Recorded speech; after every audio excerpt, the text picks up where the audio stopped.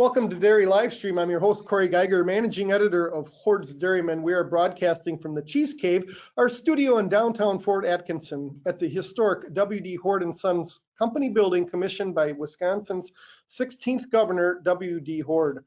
Our conversation will focus on, will dairy have a social license to produce milk? I'm so pleased to have four outstanding thought leaders, and based on our dress rehearsal yesterday, we'll have a diverse set of viewpoints on this topic.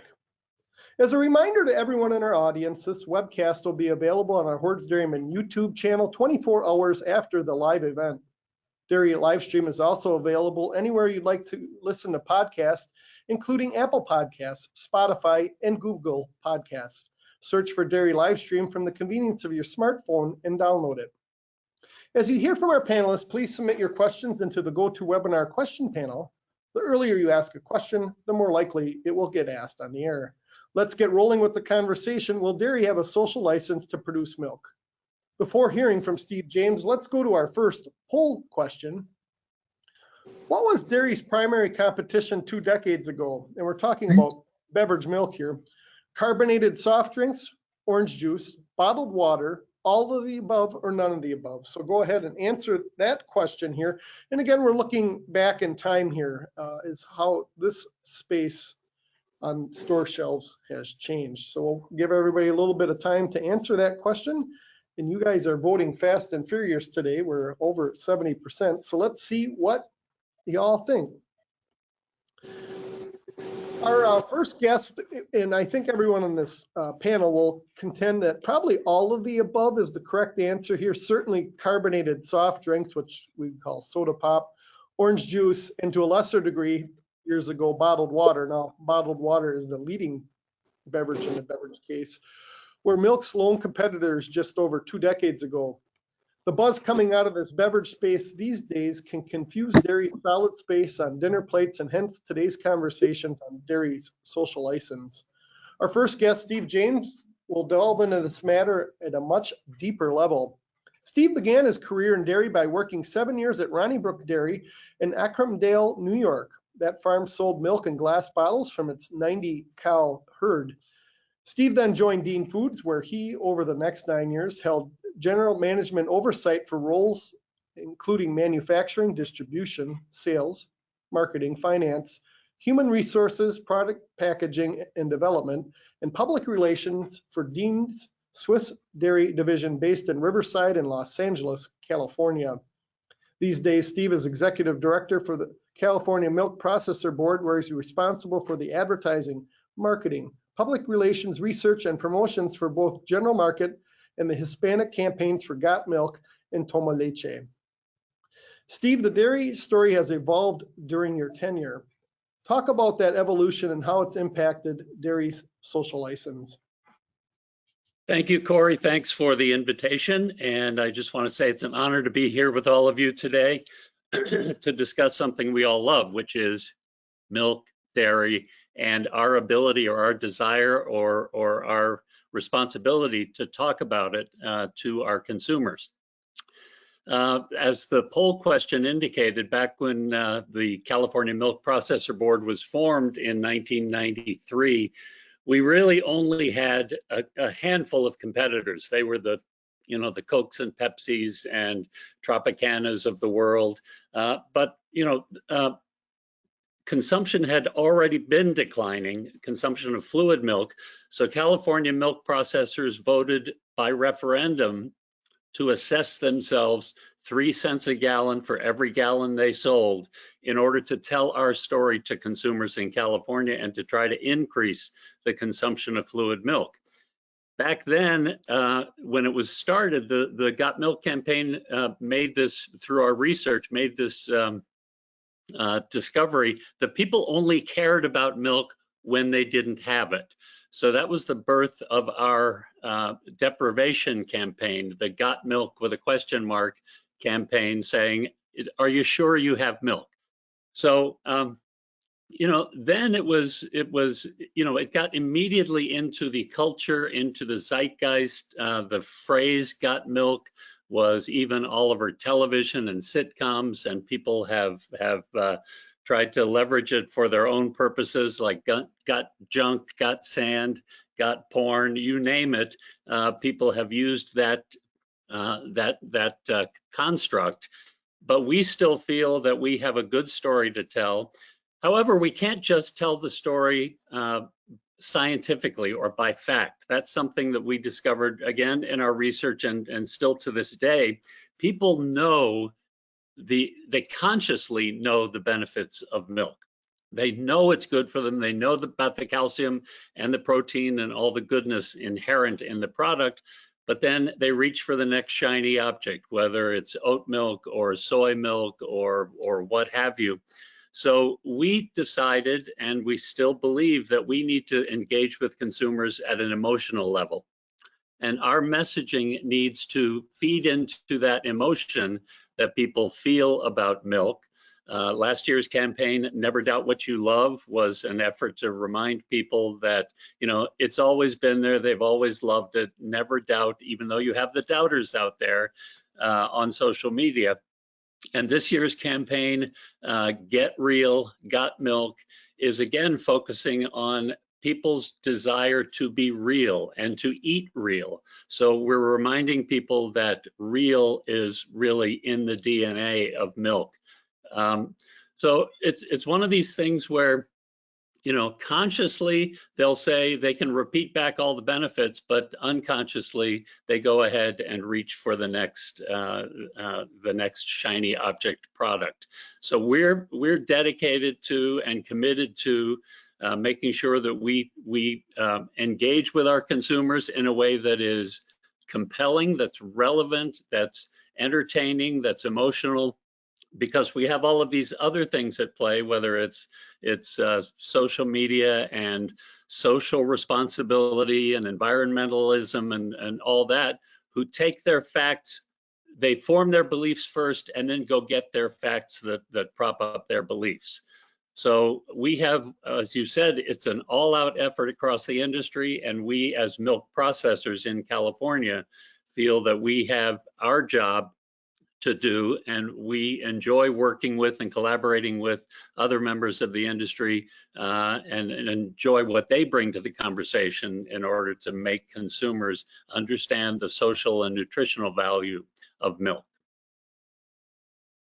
Thank you, Steve. And you know, you used the word social media and social responsibility and talking about people's emotions, and really that all starts with a story, right? And be a great summation of some of that. So thank you, Steve. We're going to go to another poll question before we hear from Jordan Clark. So when discussing sustainability, what is the ESG movement? So this is an acronym that's been popping up more and more.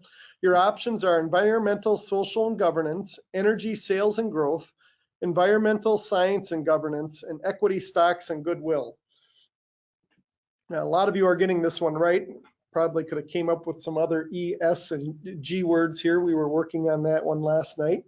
So we're over the 50% mark here. So let's see what the audience, and you guys got a good score on this one. The correct answer is environmental, social, and governance. That's what ESG stands for. And the ESG movement is definitely impacting publicly traded companies. And its impact, in my opinion, cuts a bit deeper in Europe than the US at the moment.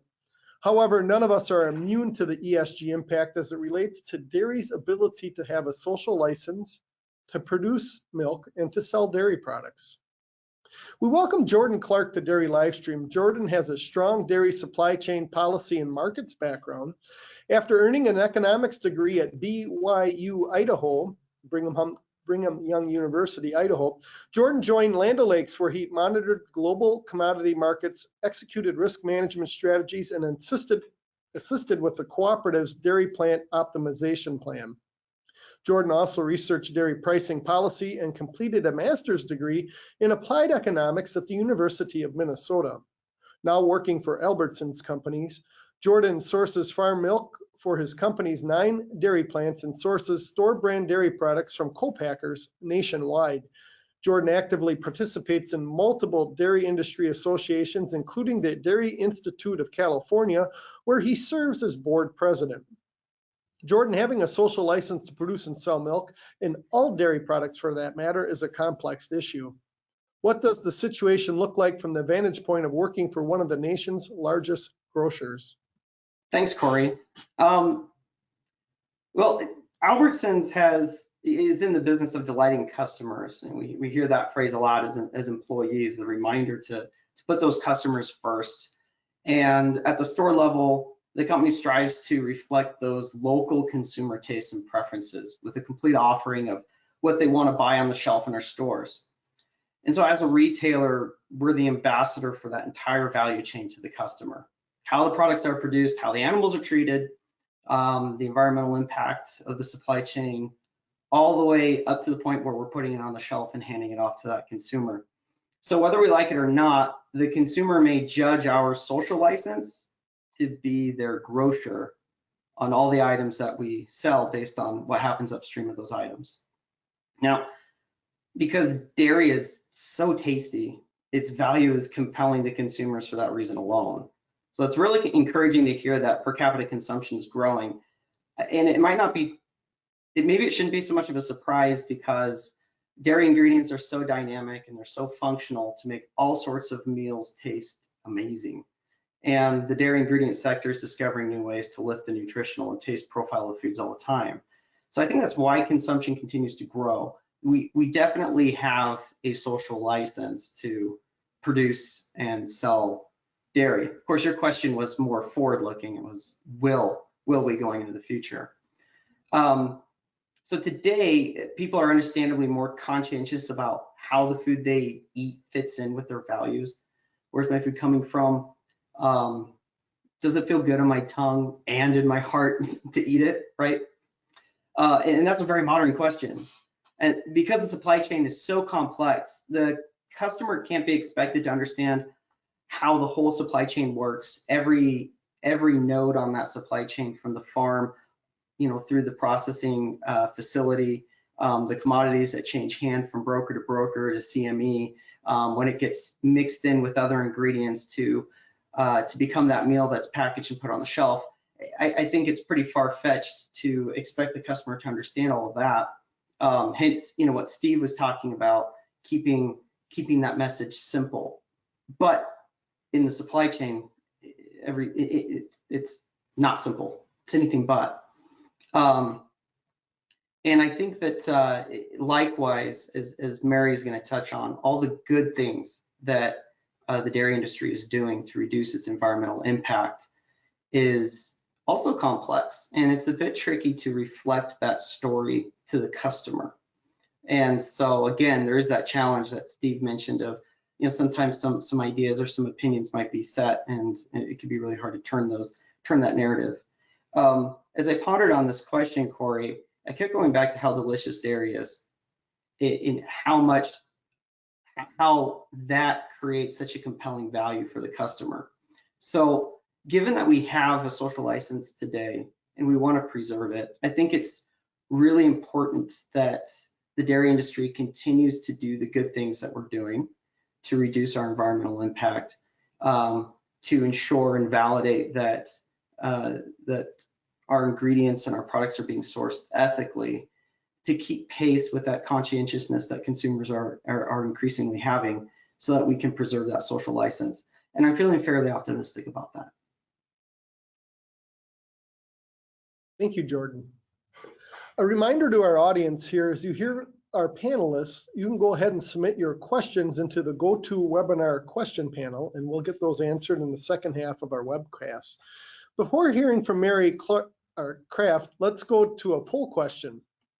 What % of a cow's diet consists of byproduct feeds? And there's been some research done on this, so none, 1/3, 2/3, or the entire diet. So go ahead and answer that poll question. And this is really important because there's some compelling dairy stories that consumers don't always see, but behind the scenes, it's stories and conversations that we need to lift up because they're so important to the environment in our overall communities. So we'll give people about 5 more seconds to go ahead and answer that. We So, Michaela, let's see what the audience had to say here. Michaela's our producer. So 83% of you did get the right answer. The correct answer is 1/3. Byproduct feeds are a great story and must be rolled into conversations about dairy's social license to produce and sell milk. A study by the Innovation Center for U.S. Dairy recently documented that byproduct feeds make up about 1/3 of the cow's diet, representing anywhere from 32 to 41 million metric tons nationally each year. Because those byproduct feeds have been fed to dairy cows, there was a 49-fold more positive environmental impact than if those byproduct feeds had been simply disposed, and part of that disposed could be in a landfill. This is just one example of research being done on dairy's behalf at the Innovation Center for U.S. Dairy that brings together the entire dairy community, including producers, processors, retailers, and others, to talk about and solve some of these issues related to dairy's social license to produce milk. Our next guest, Mary Kraft, knows this story and so many more. Her family has been in the dairy business since 1906. Mary studied public relations at the Colorado State University and later earned Master of Business Administration and Management degree at the New York State Institute of Technology. These days, Mary and her husband Chris own and operate Badger Creek Farm and Quail Ridge Dairy in Colorado. Mary believes that as a dairy farmer, she has a huge responsibility to both the community and to consumers in helping them understand milk as a safe, wholesome product that comes from family farms. Mary, can you discuss in deeper detail dairy's social responsibility? Perfect. Thank you for giving me the opportunity. I love talking about our dairy. I love talking about our industry. For anybody who's run into me before, you know that I tried really hard not to be on a dairy. This is the last place I wanted to come to because it's long hours, it's sometimes slogging stuff, and sometimes it doesn't smell very good. But what we have to offer in the dairy industry is beyond compare for many of the other industries. We have a recycling machine that is unrivaled in the world of making great nutritional milk. Here you have a live animal that's able to filter out all sorts of things and distill it into God's most perfect beverage, which is milk, and then we can turn it into lots of other things. So how we're doing that is with a number of byproducts, and that hasn't happened in the very far past, wasn't really happening. And as we've come up with manufacturing that helps us distill or part out or do different things to different products, we can do things. So most of us are wearing some sort of a cotton outfit. That cotton seed has been taken off out of the system, and the fibers pulled apart. The fibers are spun into the threads that become your outfit, and that little seed is left virtually to go into a landfill, and that's where it's been for the last 40 years, maybe even longer than that. But as we've come with nutrition, we figured out how we can incorporate that into a cow's diet. Cow, being a ruminant, has the opportunity to soak that little seed in the first stomach, cough it up, chew her cud, and then she's able to get into this little protein and energy nugget that other animals can't get into. That's a benefit in terms of cleaning up the environment. She's also responsible for high fructose corn syrup that goes into your soda pop.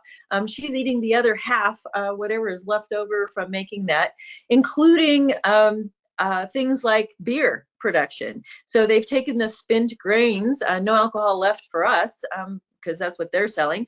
Those spent grains come back to the dairy, and we sort of work them like an egg you might use in your whatever you're making, your cake or whatever, to mix together all those fine ingredients. So we can pick up all the little vitamins and minerals and all the little fines of the corn products that we're feeding. It all glues it back together, so the cow has a nice, tasty, palatable bite. So that cow is getting a great experience, and what she's able to turn that into is a wonderful output for the environment and also for you as the consumer. More importantly, she's doing some other environmental things. Some people think of cow poo as a waste product. It is not a waste product. It happens to be a wonderful nutrient for growing corn, and all of that corn comes back into our dairies, and perhaps some of that poo goes on other fields that nourishes other crops that you're also eating or consuming. And so the cow is playing a role in this very big circle of life, and everything that she does is can be used multiple times. We think of ourselves in the dairy industry as primary manufacturers. So I spent a lot of time with economic development. And in economic development, you must have the primary ingredient that you're going to have for the rest of your manufacturing offerings. So if you're going to make Starbucks Frappuccino, you really need to have some milk in order to do that. And we're able to combine all of these farmstead type ingredients into a single stream, i.e. milk, goes to the marketplace, and then it can be parted out into so many different ingredients, different uses, and become nourishment for your body. The economies of scale are another place where we really worked on our social license. If everybody had to have one cow and go milk it every morning before you went to work, lots of people wouldn't be having dairy products for their breakfast, right? But because we figured out how to put a dairy together, and it makes better sense for you to milk 500 cows at the same time because of the equipment that you have to purchase, the time, getting people who understand what they're doing, all of those things, the economies of scale start really playing in there. And it's the same as if you were driving a bus. When you look at a bus costs a lot to run. But if you had 50 people on the bus, 50 people's cars would use up far more fuel than one bus with 50 people in it. And to me, that's the same thing that's happening with what we're doing with some of these larger dairies and the operations. We have invested, because we're larger, we've had some economies of scale opportunities that have allowed us to purchase things like transponders. And many dairies, you can't afford this if you have 2 cows. You just are not going to make that initial investment. But as you get going, you can afford to have that. And what that does is my cow actually can speak to me. Dr. Doolittle was the only guy who had the opportunity to talk to the animals before. Now I have an opportunity for every morning my cow can raise her hand, and say, I'm not feeling good. Somebody should come find me and see what's going on. So we've come up with ways that we're feeding the world. We're making sure that the cows are in wonderful shape. They have the best of environment for them to live in, and then they have a voice, and they can talk to us and say, even though it's a large dairy, they can say, hey, I'm not feeling well, and she gets individual attention and care. So I think all of those are propelling stories that we need to be sharing about dairy's stewardship of our cows, our planet, our people. Thank you, Mary. I really like that Dr. Doolittle analogy there. Obviously a movie from a few years back where the lead character could hear animals and really understand what was going on. And you're right, through technology, we are almost living that out each and every day. We're getting some questions rolling in here. I want to remind our audience that if you'd like to ask a question, use the GoToWebinar control panel and ask your question there, and we'll get it in our production studio and ask our guests in the second half of this dairy live stream. So our next and final poll question is, how much has dairy reduced its carbon footprint from 2007 to 2017? The options are 1%, 19%, 49%, and 99%. So there's been some research done in this category. And quite frankly, we do need to do research and document some of this data so that we have a foundation to tell dairy's story and a license to operate and sell dairy products. So go ahead and answer this question. I know we have a lot of documentation back to the 1940s, but this is a more recent snapshot in time here. So we're over the halfway mark. So let's see what the audience had to say here. 58% of you got this one correct. The correct answer is 19% reduction in the carbon footprint. And that's according to 2019 research by Jude Copper and Roger Cady that was published in the Journal of Animal Science. We welcome back to Dairy Livestream Cornell's Chris Wolf. Chris, will dairy have a social license to produce milk? Is an important topic as it ultimately impacts everyone in the dairy community.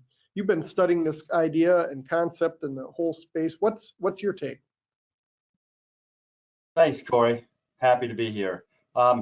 So as we've kind of seen from the first three speakers today, consumers are increasingly interested in the methods that are employed in food production. Recent trends have required farmers and processors and co-ops to respond to demand issues related to consumer preferences and perceptions, and as a result, agriculture as a whole, but dairy specifically, is facing increased pressure to justify or adopt sometimes changes to their production processes. And the pressure here often relates to the production process themselves or the resulting effects, if we're talking about, for example, environment, rather than the output characteristics of the products. And these changes then can end up happening for market access and through market forces, or sometimes through laws and regulations. More broadly today, we're talking about social license, and let's just take a step back here and define it. Social license is the acceptance of a business or industry's practices by the public and relevant stakeholders. And it's important for many reasons, but the most kind of fundamental aspect is that without social license, industries end up regulated, monitored. They end up with extra laws and other regulations that they have to deal with, which increases cost and makes things less efficient. So the other side is that farmers are and have traditionally been very trusted and admired. In 2021, there was a Gallup poll that found that the most trusted industry in the country was agriculture, with 69% of Americans having a positive view, 19% neutral, and 11% negative. The second most trusted industry was the grocery industry, with 63% having a positive view, and the third most trusted industry was restaurants. So the entire U.S. food industry is very trusted by and admired by consumers and citizens, so that's a good thing. At the same time, less than 2% of the U.S. population being farmers means that many Americans are really disconnected from commercial agriculture. Most Americans not only don't farm themselves, many don't even have relatives anymore or close friends that have farm and have never visited a commercial operation, so they simply have no context to understand the production methods and their potential impacts. Also, given what seems like frequent bad press about agriculture, I think farmers can sometimes get frustrated by consumers' lack of knowledge about the practices and technology that they utilize. But the Gallup polls results suggest that food and farming are viewed very positively. So while there are certainly topics where consumer education and engagement will be very useful, it's not particularly productive to have a defensive stance, and it's good to see that the dairy industry is being very proactive here. And the trust that's built up already suggests that there's a lot of social capital for the dairy industry that can be leveraged and to take a leadership role. So the industry needs to continue to look for improvement, tell their story in a positive tone, which is what, for example, Steve was talking about. Also, I think it's important to realize that a lot of people learn through the kind of storytelling, and that's really what we're talking about with all these different aspects today. And so leading the discussion here, I think, is important, because on all different aspects of ESG, the direction that we're moving in, the measures that are going to be important, and what potential policies and market impacts are going to be, the dairy industry needs to lead on. Thank you, Chris. We're going to go straight into audience questions here, and I think, Chris, we're going to start this one with you, and then we'll open it up to Steve, Jordan, and Mary, because you go through data a lot. So I'm going to read this one.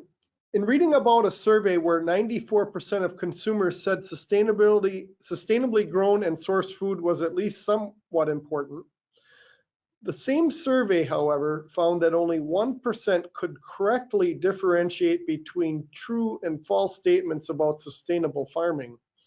How do you account for this disconnect, and how does it affect the question under consideration? Obviously, the question is, our DairyLivestream, will dairy have a social license to produce milk? So,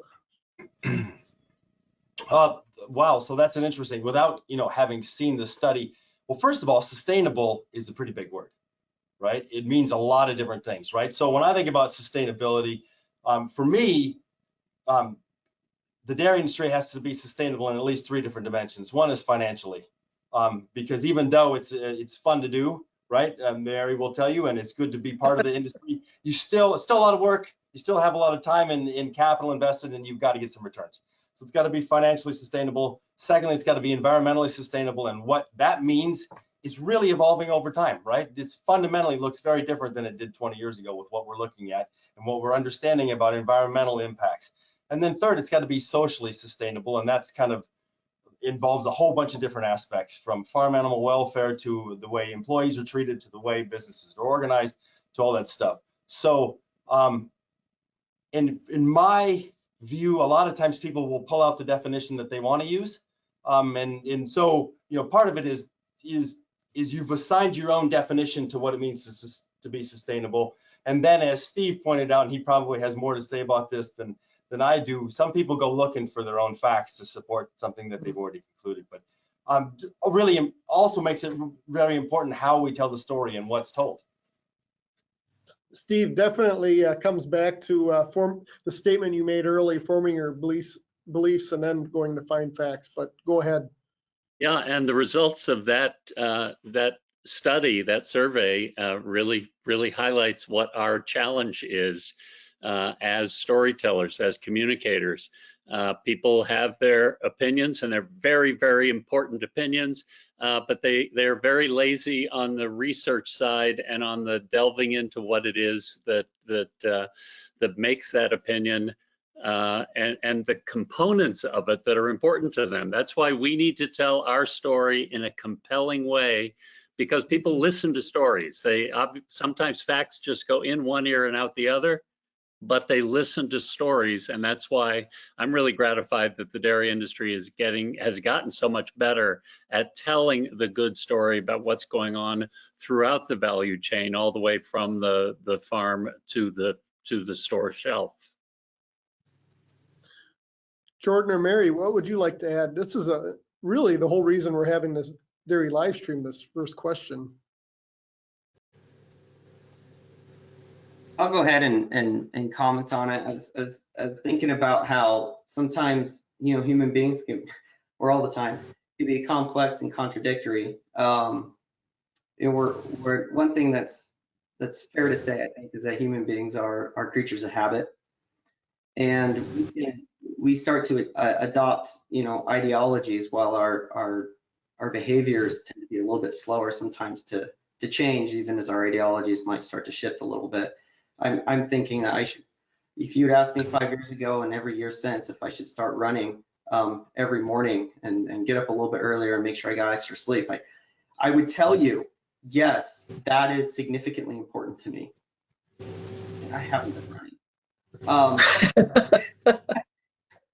I should, right? Because it's my ideal. So I think it's really important as an industry for us to listen to the customer, listen to their values, right? And we're all, as I mentioned, last time I was on a panel with you, Corey, we're all customers, right? So we can really empathize, because I think a lot of these values we hold as well. So pay attention to them and cater to that customer. At the same time, I'm not terribly worried that if the ideal is ahead of our own capacity to catch up with it. I think that's very natural. We're, as an industry, finding how we can increase our productivity with limited, while limiting the amount of inputs and environmental impact to do that. And the consumer reasonably would be impatient to have more stories that demonstrate that they can feel good in their hearts as they eat the food that's delicious, right? But I don't think we see, wholesale turning away of consumers, because there's varying degrees of ideals that perhaps aren't being met. But if we're on the journey with them, I think we'll be able to preserve our license. Yeah, and I would add on there, we, as producers, we've all kind of, the reason we're in business is that we're in business for ourselves. We can do it the way we want to. And frankly, there are so many different cards you get dealt for whatever part of the country you live in, the people pressure around you, the terrain that you live in, all those sorts of things sort of determine how you're going to come at your dairy proposition and make it work. And so we all have kind of different ways that we come about that. And I think part of the communication system is the farm program. And I can tell you, I was a little grumpy that somebody was going to come and tell me that that's how I needed to behave, and I needed to do X, Y, and Z when I was handling a calf or milking a cow or whatever. But I do believe that that's going to be one of the report cards, and is one of the report cards that we're being judged upon on how we're doing things. And frankly, when I look at all of the components that are in the farm program, it's all about doing a better job of animal husbandry. It's about doing a better job of people husbandry. It's doing a better job of environmental husbandry. And that thought process coming to the forefront of our minds, I think is imperative for us as farmers to be thinking about that. Not that we weren't before, but it puts it more into a formalized process, because frankly, as we get to the economies of scale I talked about before, you're not the guy who's doing the thing out in the field. You have to be able to share that protocol, that concept, that end in mind goal with your employee. And if they don't understand what they're trying to get to, and that, you know, that animal humane handling is very important to you, that's something gets missed. And I think it helps us do a fantastic job at the job that we're doing, and, you know, certainly gives all of our manufacturer, all of our sales partners the opportunity to say, but did you look what these guys are doing in terms of stewardship? They're taking care of the environment, they're taking care of cattle, they're taking care of the people. Thank you, Mary. And that audience member who originally raised that question sent another note in that his source for that question was the State of the American Farmer Report, which was created by Land O'Lakes, and it was released apparently today and summarized in an AgriPulse newsletter. So audience members can go about looking for that. Mary, the next question comes in directly from you, and it comes from a dairy producer. It says, Mary, I'm so appreciative of your perspective. I work in a region that has farms that may be classified as quote unquote small farms. I'm trying to learn the economic impacts that these farms have in this area that range from 30 head to 500. I hear from folks that are not farm orientated that farms can be industrial. I think it's important to have these discussions with research and numbers. Would you comment? Absolutely. Somebody used the F word on us. They called us a factory farm. About fell out of my chair, because what we think of as a factory farm is what happened in the 1950s and 60s. It would have a pipe leading to the lagoon, pouring filth and smokestacks and things like that. That's a factory.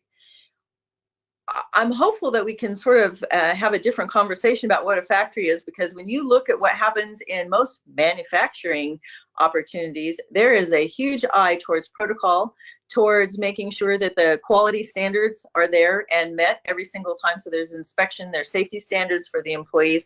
So there's a number of things that are going on as that factory is rolling forward and putting things together. When I think about buying a vehicle, I want one that came from a factory where they have standards about how close my brake pads need to be, and that they actually work, and that the steering doesn't have a bunch of play in it. Those sorts of things are very important to me. And I feel like the consumer, we need to sort of take some of those words back and say, look, we are a manufacturer. We are putting things together in a grouped or bundled fashion, and we're trying to handle them in the most efficient one, because you want us to do this for not very much money. So we're going to have to figure out how we do that. And as all of us have started out on smaller dairies and worked to bigger ones. We started out with 120 cows. I started out milking cows, feeding cows when I was 7. I had my own milking shift by the time I was 11, and I worked from 1 in the morning until 6 in the morning, then went off to school.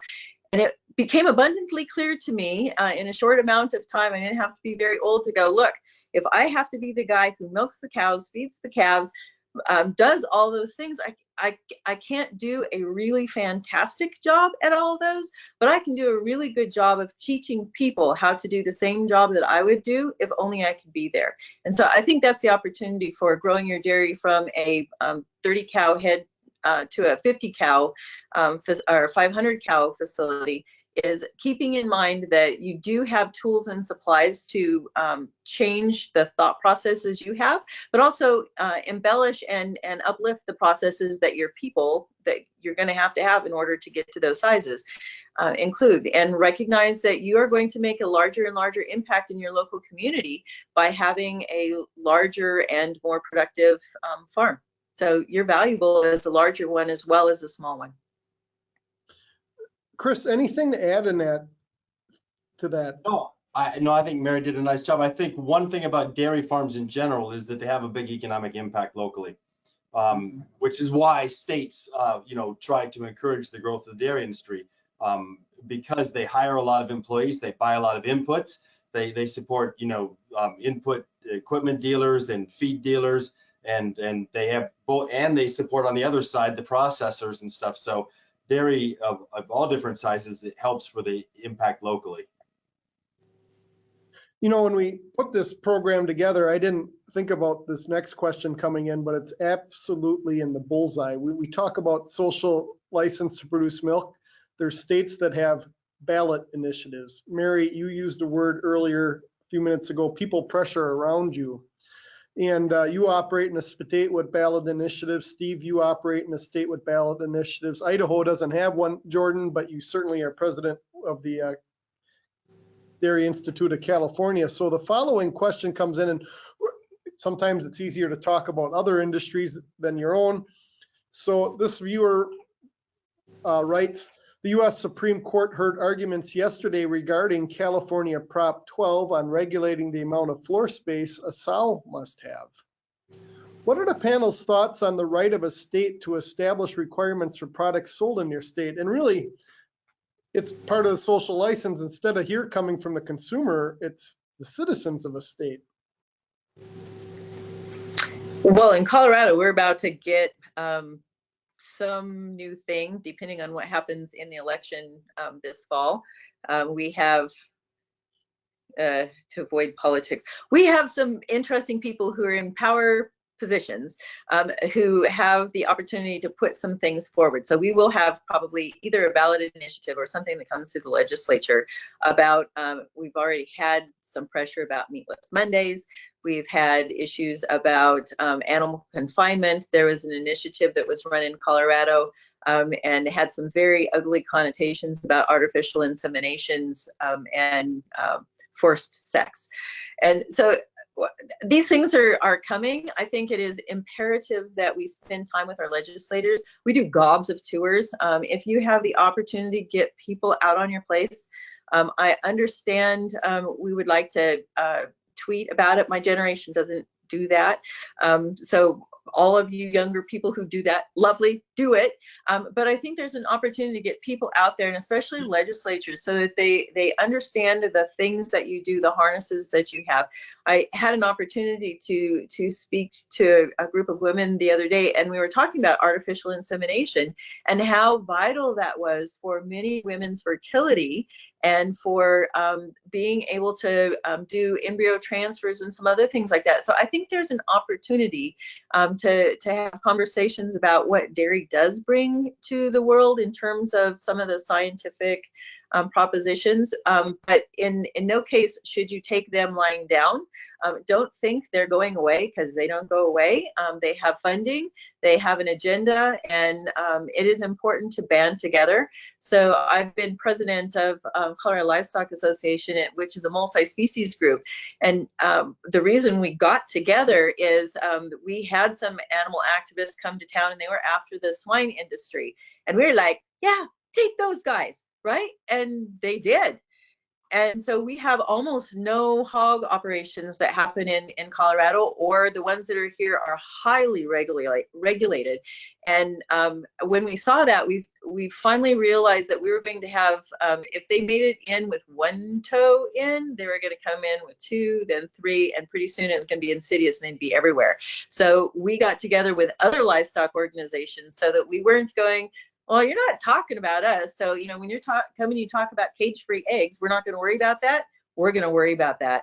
We're going to be talking about all of those animal husbandry things that people who don't have anything to do with animal husbandry want to regulate. And you show up. The world is run by those who show up. It's got to be you. Steve or Jordan, would you like to add to that? You have different perspectives in your different states, of course. Well, Mary, I think you said it really well. We have to, as an industry, reclaim the narrative. We have to be in charge of the narrative, and whether it's, as you pointed out, redefining factory and what that means and what's necessary about running a large operation that is already one of the most heavily regulated foods anywhere, because our children drink it. It's so widespread that, it's, as an industry, I think there's a lot about regulation that we embrace because it lends itself to the food safety argument that we can make, that I think is held up to a very, very high standard for a good reason. But reclaiming the narrative and redefining the terms and educating the voters in the case of a ballot proposition, and educating our consumers at the shelf, at the point of purchase, I think is all our mutual responsibility. I'll add to that. There was a ballot proposition not too long ago in California to it was really targeted toward clamshell packaging made out of polypropylene. The unintended consequence, if passed, would have also impacted yogurt packaging, and but it wasn't even at all the intent of the proposition. That would have required yogurt processors to change their packaging, which then would have implications on the FDA approving such packaging, which would have inevitably led to no yogurt in California for at least for a while, right? It would take research and development, and then the slow gears of government to approve it. It didn't ultimately pass because of the cooperation among trade organizations. And so what Mary is talking about, the importance of keeping an eye out across industries, across animal husbandry, for example. In this case, it was packaging that would have impacted the demand for dairy. It's a lot to be observing, and I think our trade organizations are really, really important. It's important to support them and to be engaged in them for that reason, and to cross-collaborate with them. As far as the proposition for pork or the way that swine is or pork products are produced, that's hitting the Supreme Court. I mean, it's a question of states' rights. Some states, they regulate what's, I don't know if this is analogous, but a tanker in the Pacific Northwest can have a net weight of 72,000 pounds of fluid milk on it.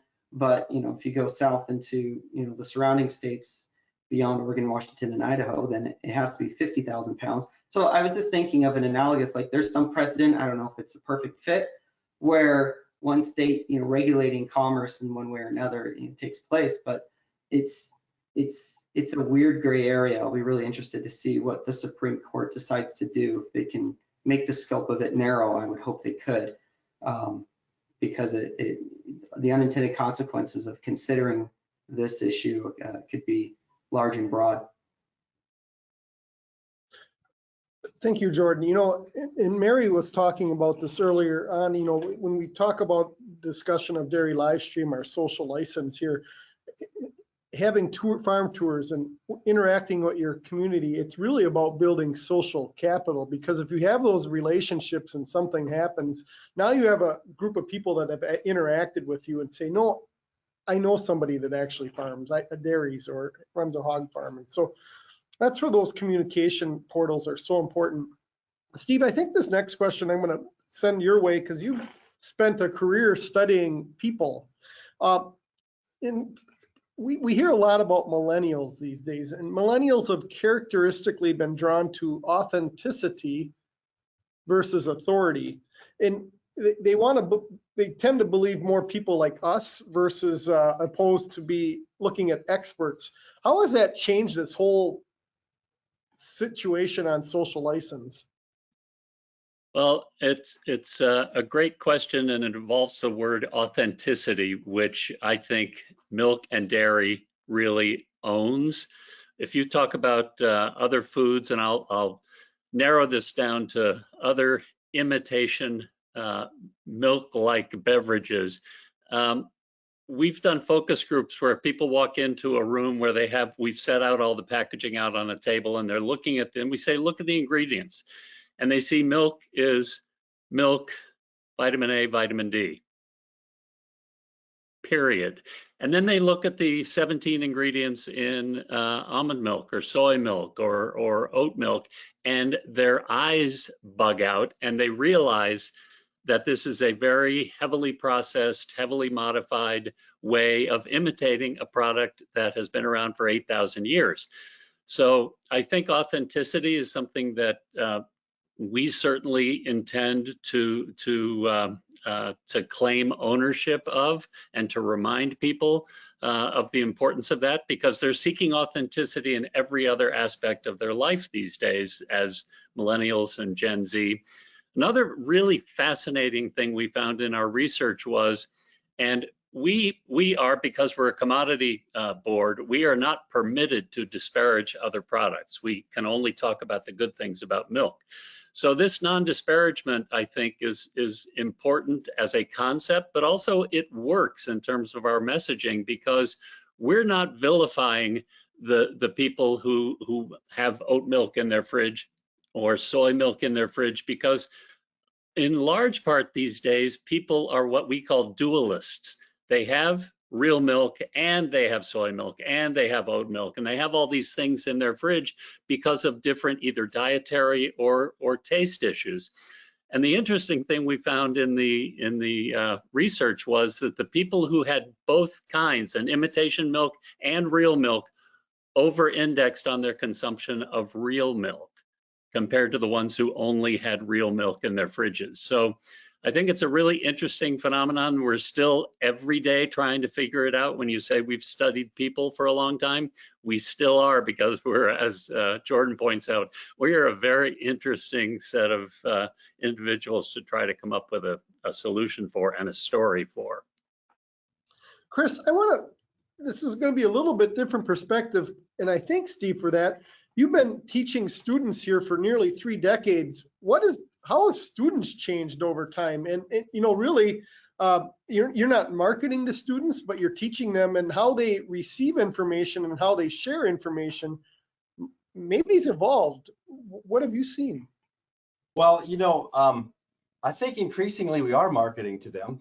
At least, you know, that's certainly some of the changes, and many of which are good, that have been made in recent years to more serve student needs. It's a little bit different than when I was in school. No, I mean, look, there's a lot of research on the different generations and the way they process things, and it's definitely the case that they receive information differently than previous generations, and that they have a different set of priorities. And it's important to the dairy industry challenge is to kind of reach all the different generations, right? But in particular, the younger generation, because that's when they form the habits. And you don't want to, you know, there's a lot of research that suggests, you know, that by the time you're in your late 20s or 30, you've formed a lot of the habits that you're going to have from that point on. So, you know, reaching the younger generations is key in all these ways. Mary or Jordan, anything to add on that question of communicating and authenticity? I think you just have to keep doing it. The more you communicate, the more your message gets across. And sometimes it goes out into what you think is a big black void. You don't know who picked it up. You just got to keep transmitting more. Yeah, and I would just state that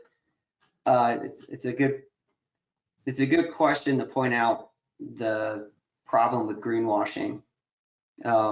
Because, you know, which means to overstate some, you know, sustainability goodness with claims that are wishy-washy or untrue or exaggerate the truth, because consumers will see right through it, or it will just create it will reduce meaning where those efforts are genuine and authentic, because you'll lose trust with the customer. This next question that rolled in, I was trying to figure out who to send it to first, and I think my answer is Jordan. Bear with me for a second. A couple of decades ago, in the wake of the BSE scare, so that was up in Canada, we came close to a national ID program establishing traceability throughout animal agriculture. In the end, the effort failed. Are we missing an important element in providing consumer confidence in our products? So traceability was having identification in every animal, and if something went haywire, you could figure out the source and restore supply chains. Now, we don't have traceability in animal agriculture, but you do a lot of product traceability. So maybe talk about that as it relates to social license, as it relates to consumer confidence. So I know that we have the ability to trace our finished goods down to our processor, and through the pasteurized milk ordinance and other regulated entities in the milk supply chain, we can trace milk to its origin.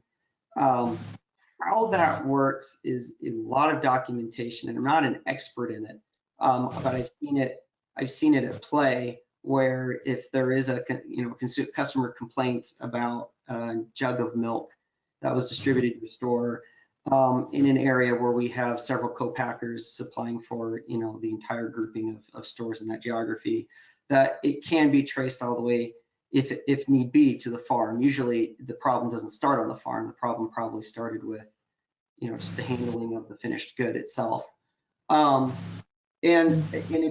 it's very robust. And when I talk to folks in our quality assurance, they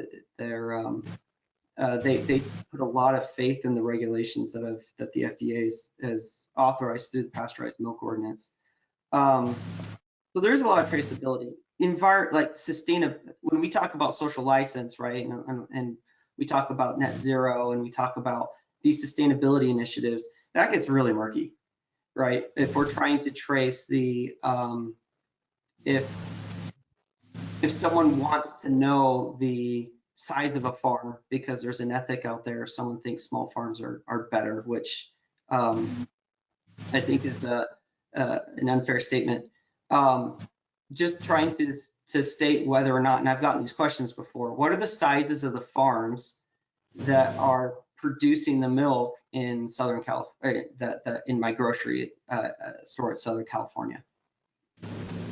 That's tricky because all of that milk ends up getting commingled, and we don't use our processes to find out a quality issue with those types of questions. So we can go into the supply chain, we can talk to our suppliers, we can ask them generalized questions, but the milk is getting commingled. If it's an ingredient, it's even more complex, as I alluded to before. And your macaroni and cheese packet has touched a lot of different processing points all the way to that spot. So that's complex. And Corey, am I getting, and I'm wondering, is that touching on the question when we talk about traceability? Because from a health and quality perspective, the systems are very robust. Well, I think that's good, Jordan. Anyone, Chris, Steve, or Mary, anything you want to add on that one? Well, Corey, traceability, I think, also can be a broader term, not meaning specifically what Jordan is talking about, the real rigor that goes into making sure that we trace back along the supply chain. But when I was selling Ronnie Brook milk at the Green Market in New York City back in the early 90s, consumers would come up to me and say, "What's so special about this milk?" And I said, well, for one thing, the farm's about 90 miles from here, and this milk in this glass bottle was probably milked about 36 hours ago. So the feeling of being connected to their food, and obviously New York City is probably the archetype of not being connected to your food, but it gave people that, it wasn't traceability technically, but it gave them a connection to their food, which I think people are really, really hungry for, and the dairy has a great story to tell. That is so well said, Steve. And so our next dairy live stream will be on Wednesday, November 16th at 11 a.m. Central Time. It'll be archived on our Hoard's Dairyman YouTube and podcast channels the very next day, just like this webcast will be tomorrow. We look forward to seeing you then. And on behalf of Steve James, Jordan Clark, Mary Kraft, and Chris Wolf, I'm Corey Geiger, your host. I want to thank everyone for joining us today, and we wish you all a good day. Bye, everyone.